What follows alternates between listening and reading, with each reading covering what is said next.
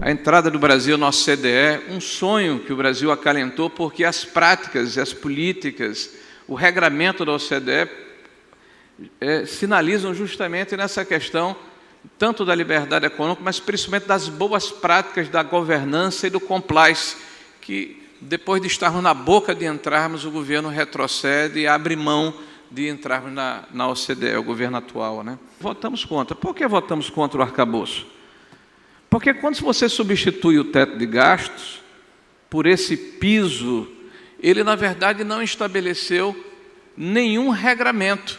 E o governo, esse ano, não colocou também fósseis, ou seja, se o governo não cumprir o arcabouço, que já é bastante frouxo, ele não vai ter nenhuma penalidade pelo descumprimento do seu regramento fiscal.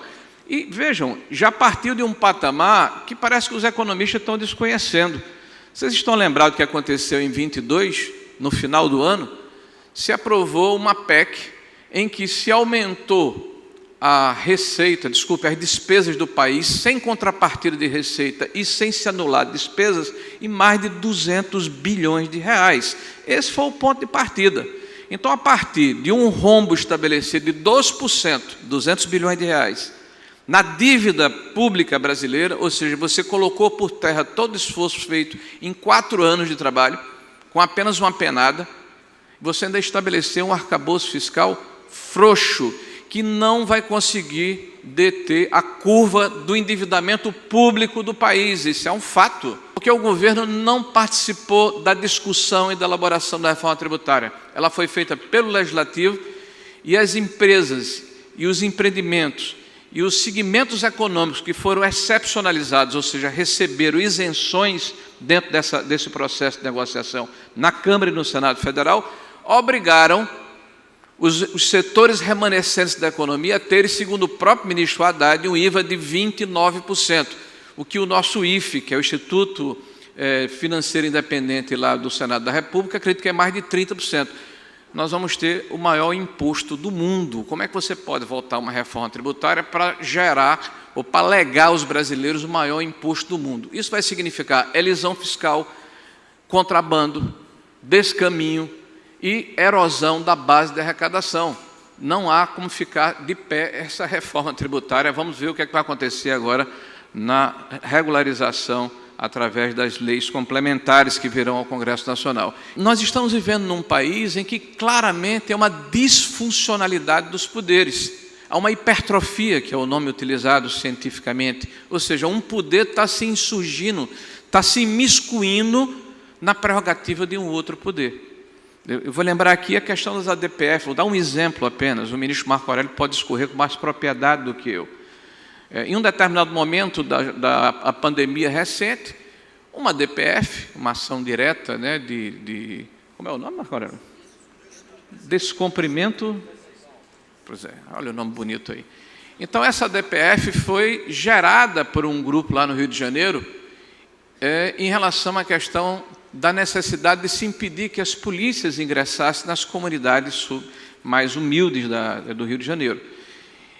E o ministro Fachin, que foi o relator, né, a quem eu tenho todo o respeito, recebe essa DPF e, ao invés de dizer se ela é constitucional, inconstitucional, diferir ou indeferir, ele começa a praticar e exercer políticas públicas que são prerrogativas do Executivo. Como a polícia vai se comportar para prevenir racismo estrutural, para diminuir a letalidade da polícia, para avisar os órgãos que atuam na comunidade. O que é que aconteceu hoje no Rio de Janeiro? Os bandidos do Brasil inteiro estão indo para o Rio de Janeiro, porque virou um santuário para ladrões. Qual é o limite de cada poder? E como o Executivo tem tido problemas de implementar a sua agenda, por exemplo, o Executivo quis modificar a questão do marco do saneamento. O Executivo quer reverter o processo de capitalização da Eletrobras. O Executivo pretende mudar a forma como se tratam, por exemplo, a questão dos precatórios. Não consegue no Parlamento, tangencia pelo Judiciário. Isso desequilibra a relação entre os poderes.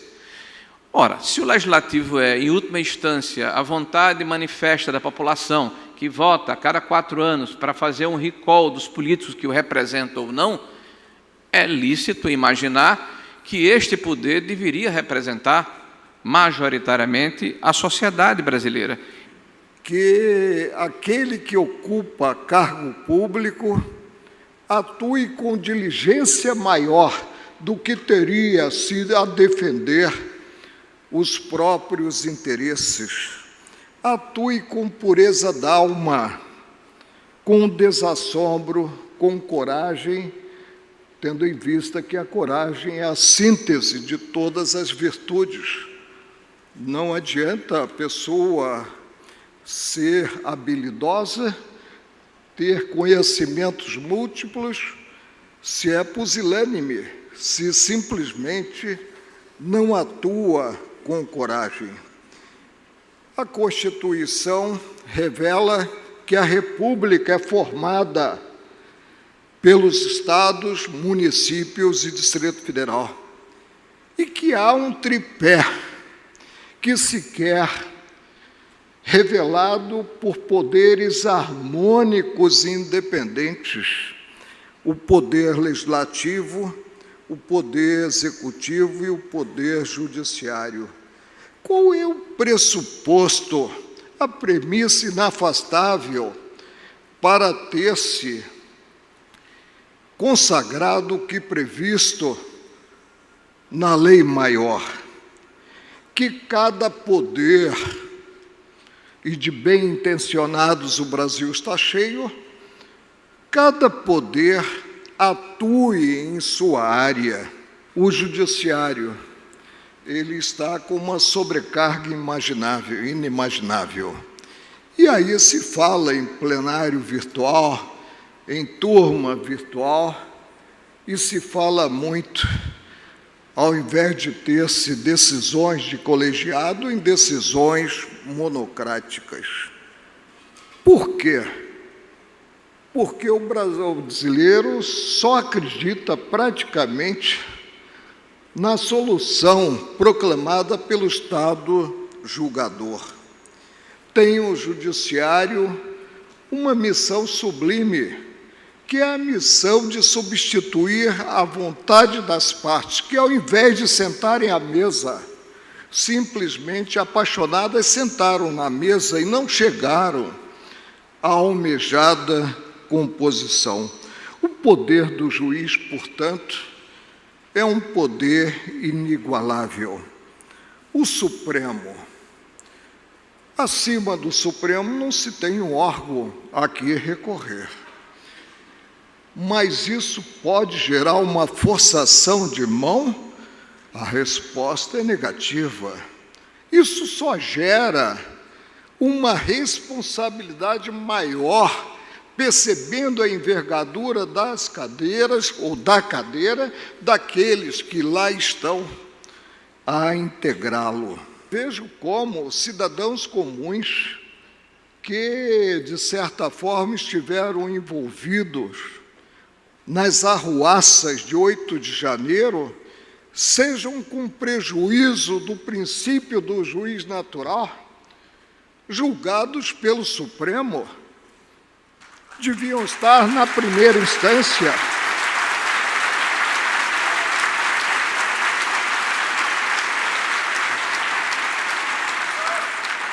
Deviam estar na pedreira da magistratura, que é a primeira instância, e com o direito constitucional ao recurso para o tribunal competente, para o direito ao recurso de revisão.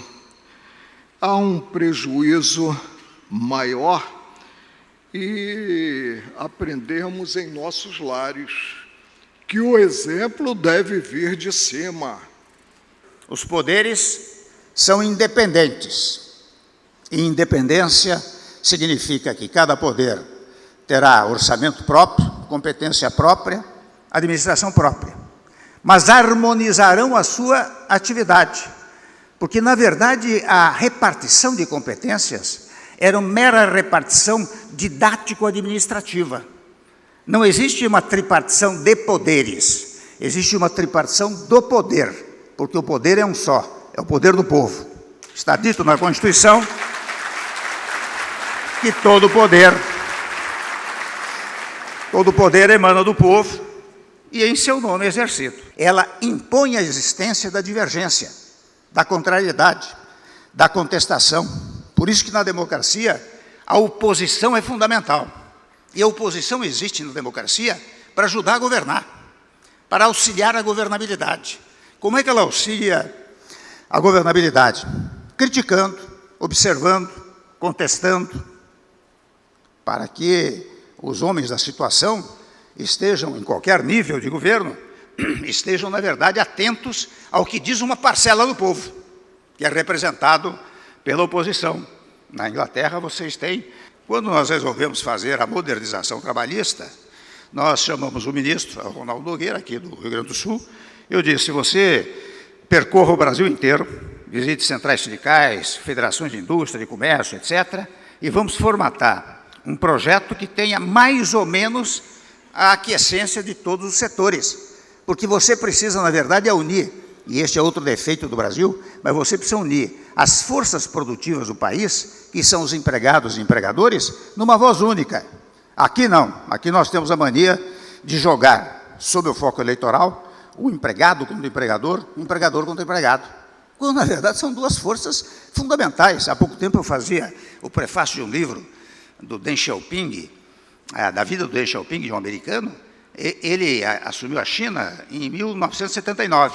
Na primeira reunião da junta governativa, ele disse: nós precisamos dar dinheiro para as empresas chinesas, porque elas geram emprego. Evidentemente, alguém levantou a mão e disse: mas isso é capitalismo. Ele disse: não importa, aqui será socialismo chinês. E vejam o que aconteceu com a China de 1980 até os dias atuais, não é? Quer dizer, é a ideia da conjugação de esforços do empregado com o empregador. E nós temos a mania, reitero, de jogar uns contra outros aqui no Brasil. Como, digamos assim, o conceito de esquerda e direita, nós vamos revogar a reforma trabalhista do Temer, porque ela tirou direitos de todos os trabalhadores. Eu fiz até um artigo dizendo: olha aqui, se vocês quiserem tirar direito dos trabalhadores, revoguem a reforma trabalhista. Porque nós demos, não é, Rogério, direito trabalhista para o trabalho remoto, para o trabalho temporário, trabalho intermitente, a terceirização, não é verdade? Muito bem, há pouco tempo falando no exterior, e eu insisto muito nessa tese da pacificação, alguém me disse: mas o Temer, vem cá, você não está sendo um pouco ingênuo com essa radicalização que se opera no país, e não só no Brasil, em várias outras partes do mundo? Eu disse: olha, eu vou responder com dois exemplos. Gandhi e Mandela, pacifistas, lembrados permanentemente e aplaudidos. Hitler e Stalin, lembrados o tempo todo e detestados. De modo que vale a pena a pacificação. Ora bem, a nossa Constituição, ela pauta-se pela ideia da pacificação, da interação das pessoas, da interação dos poderes. E quando essa desarmonia, que tantas vezes foi apontada aqui e aplaudida por todos, nós dizemos: nós não estamos no melhor caminho, temos que modificá-lo. Eu vou tomar a liberdade de dizer uma coisa aqui, referentemente à liberdade de imprensa. Vocês sabem que não existe na Constituição uma dicção referentemente à liberdade de imprensa? Tem a de liberdade de informação. Então, a liberdade de informação não é em favor do empresário da imprensa, é em favor do povo. Ela é fruto da democracia, não é? Sendo assim, você veja que a liberdade de imprensa é conteúdo de um continente chamado liberdade de informação. E a liberdade de informação, por sua vez, está num continente chamado o povo tem direito a saber tudo. Por isso que toda e qualquer censura é inadequada. E a Constituição tem meios e modos para isso.